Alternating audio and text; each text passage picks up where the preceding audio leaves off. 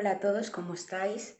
Una de las cosas que tiene el hecho de ser una lectora compulsiva, no sé si es positivo o negativo, es que vas acumulando libros o cada vez que entras en una librería dices, no puedo entrar, no puede ser porque alguno acaba cayendo, aunque sea de uno en uno. Acabas acumulando libros y después te encuentras con una montaña de libros por leer, por lo que sea, o no avanzas en uno, o te quedas estancada, o pasas a otro y de repente lo dejas, pasas a otro. Eh, es que, claro, a veces te coges tochos así que, claro, puede llevarte su tiempo o no. Pero bueno, sobre todo siempre surgen cosas y bueno, no se puede estar desde luego todo el día leyendo. Yo leía más de lo que leo desde que existe Internet. Que a ver, eh, es algo positivo porque puedo compartir con vosotros desde mi móvil básico reseñas, pero para mí ya sabéis, la mayoría de los que me conocéis, que soy muy analógica.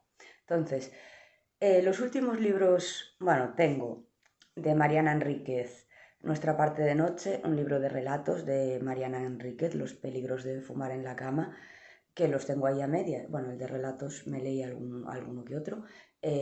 Comencé, sí tengo comenzado y bastante avanzado en Nuestra parte de noche. El otro día pues cogí otro de Annie Ernaux, uno de los últimos, que bueno, creo que difiere un poquillo de los anteriores, entonces quería saltarme un poco de esa autobiografía infantil, juvenil y pasar a otra, creo que va en un poquito en otra onda. También espero leerlo pronto y contároslo. Y ahora estoy leyendo uno de Joyce Carol Oates, no sé cómo se pronuncia este apellido, Oates, que es una de las eternas también, de las que se habla muchísimo para el Nobel de Literatura. Y también El secreto de Donna Tartt, que es una cosita así y estoy esperando.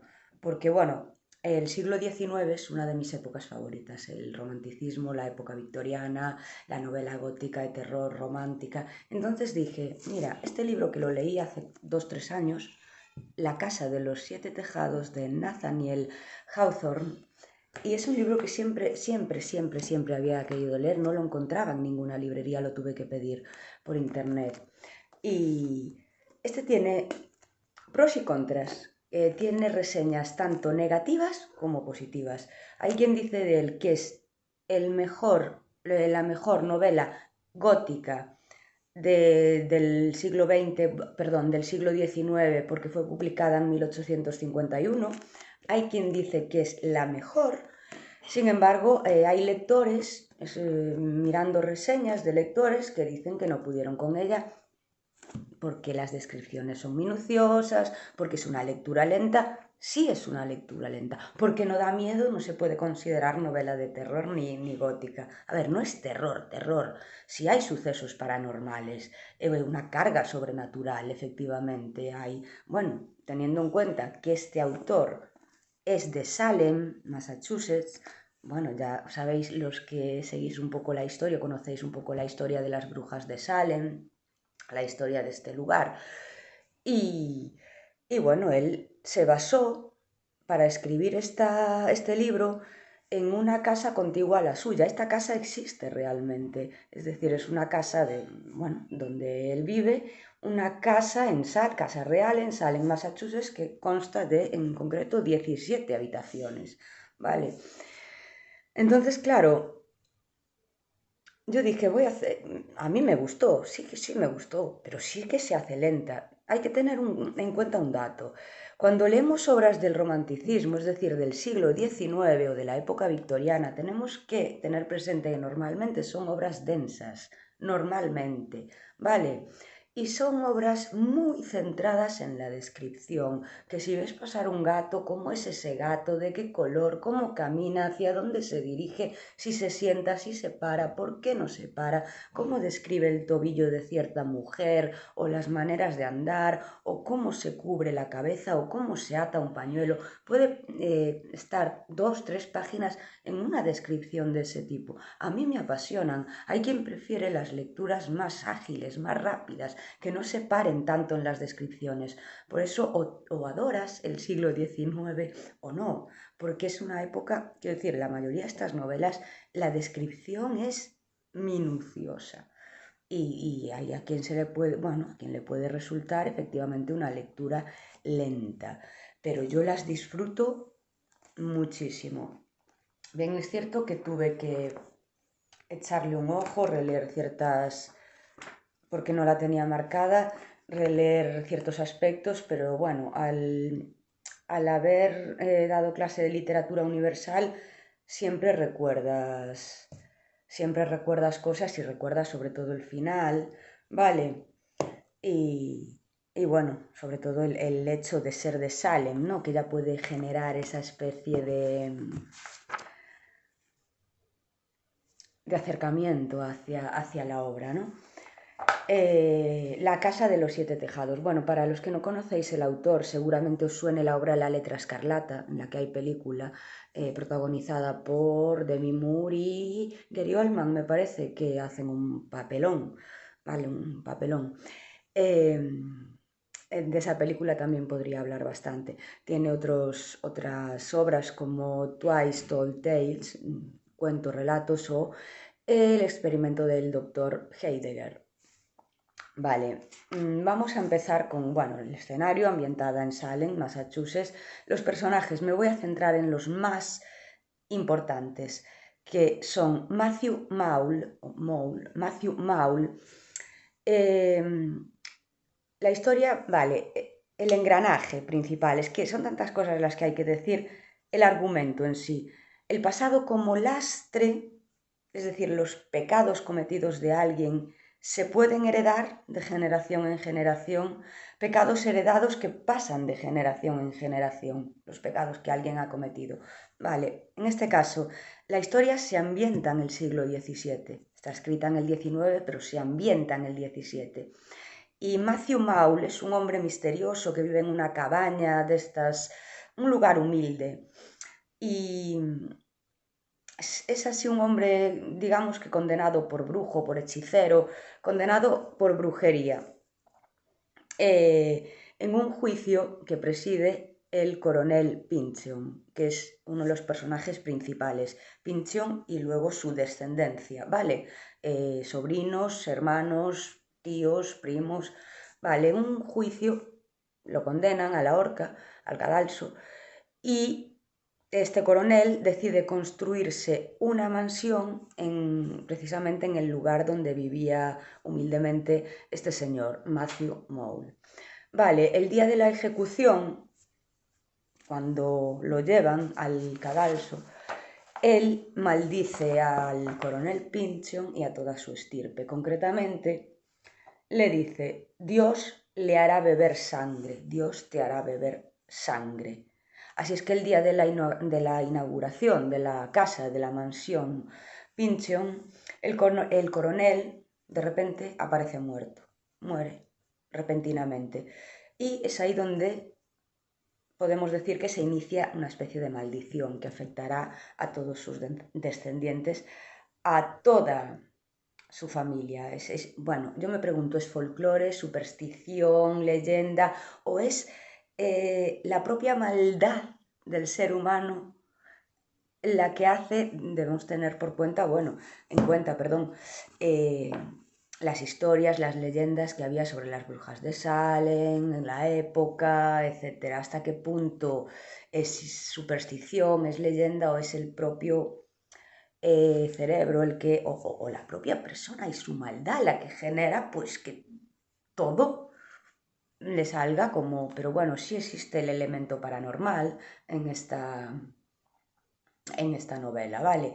Y bueno, teniendo en cuenta que había una maldición, el señor Maul lo maldijo en su día, pues empieza a como salir todo mal. Todos los descendientes herederos que se quedan viviendo en esa casa, pues empiezan a ocurrir una serie de desgracias, así como el estado de la casa se va deteriorando, se van deteriorando también los personajes, los habitantes de ella, ¿vale? Que nadie se quiere acercar allí.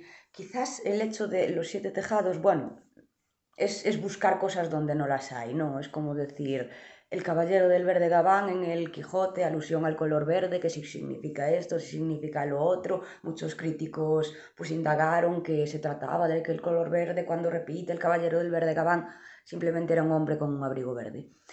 A veces sacamos cosas de donde no las hay. Yo me pregunto, La casa de los siete tejados, porque aquí en España creo que hay una obra de una autora que es La casa de los siete... De los siete tejados no, pero... Y bueno, sí que hay esa referencia a los siete pecados capitales, es del siglo XXI. Y sí hay historias. En España hay una historia de una casa en Madrid, me suena de verlo en algún lado. Pero bueno, no tiene nada que ver. Igual son siete porque pues alguien tenía dinero y coincidió que eran siete tejados como podían ser 10, ¿vale? Pero a veces es lo que digo, buscamos cosas realmente donde no las hay. Es esa alusión a los siete pecados capitales. Vale, de repente aparece uno de los personajes centrales que es Poev, ¿vale? Poev, si no se pronuncia bien, si no lo pronuncio bien, lo siento.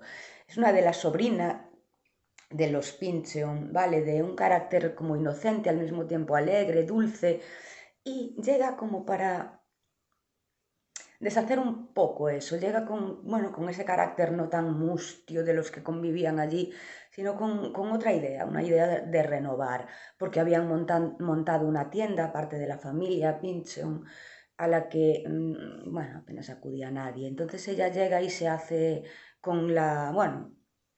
se hace cargo de la tienda, una tienda de abarrotes, para que nos entendamos.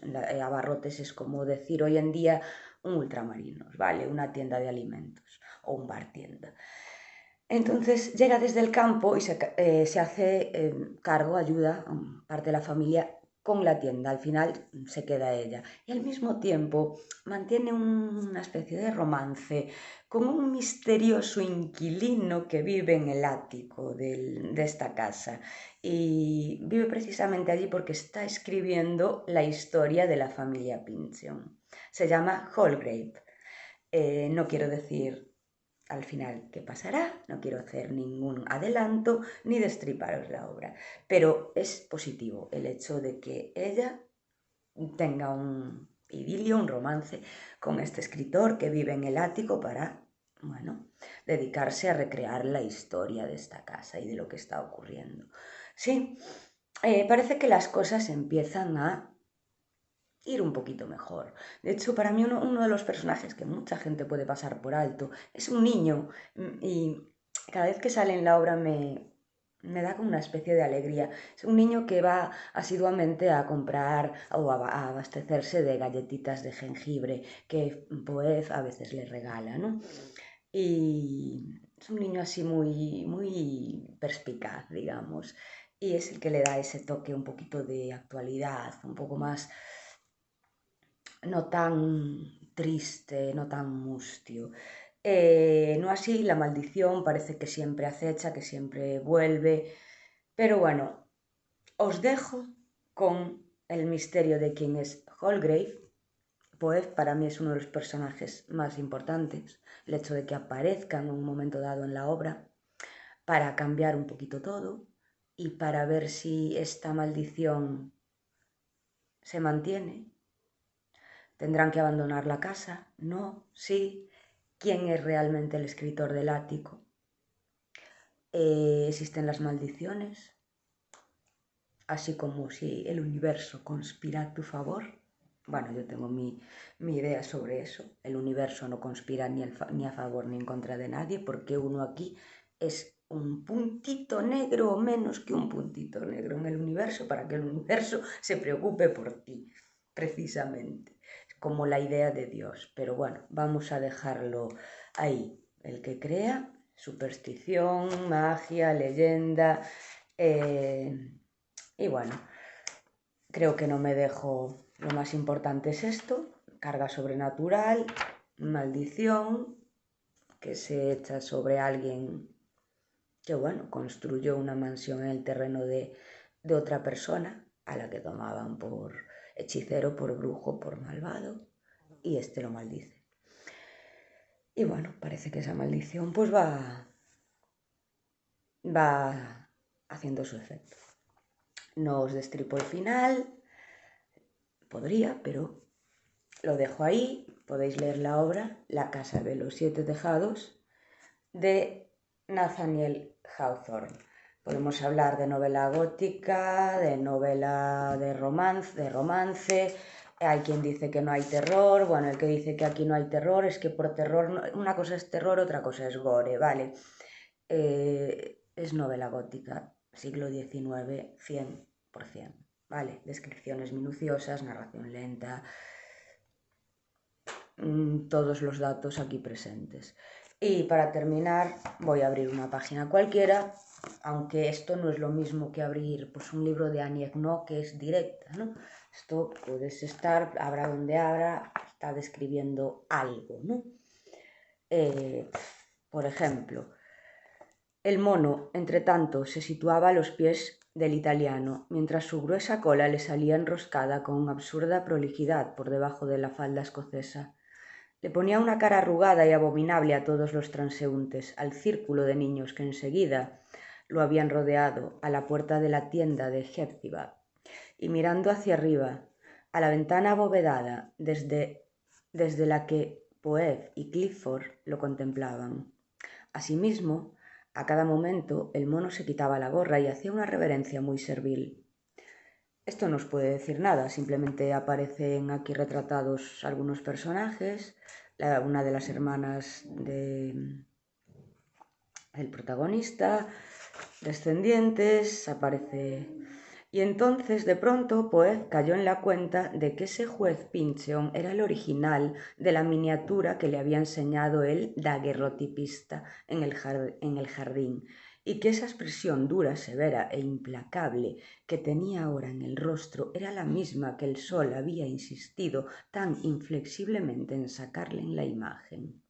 En ese caso tal vez no fuese un mal humor momentáneo, sino su temperamento habitual, por mucho que consiguiera ocultarlo. Vemos que hay abundancia de adjetivos, bueno, descripción total. Un filósofo más profundo que Poe podría haber encontrado algo muy terrible en esa idea. Venía a insinuar que las debilidades y defectos, malas pasiones, tendencias perversas y enfermedades morales que conducen al crimen pasan de una generación a otra por un proceso de transmisión mucho más seguro del que las leyes humanas han podido determinar con respecto a las riquezas y honores que quieren vincular a la posteridad de una persona. No puedo respirar, apenas hay puntos. Fijaos, así es la descripción del siglo XIX. Sin más, me voy de tiempo, no quiero aburriros. La casa de los siete tejados, La letra escarlata, Twice Told Tales, etc. En su día hubo quien dijo que era la mejor novela de 1850, de esa época. Juzgad por vosotros mismos. Espero que os interese y ya me contáis. Un abrazo fuerte.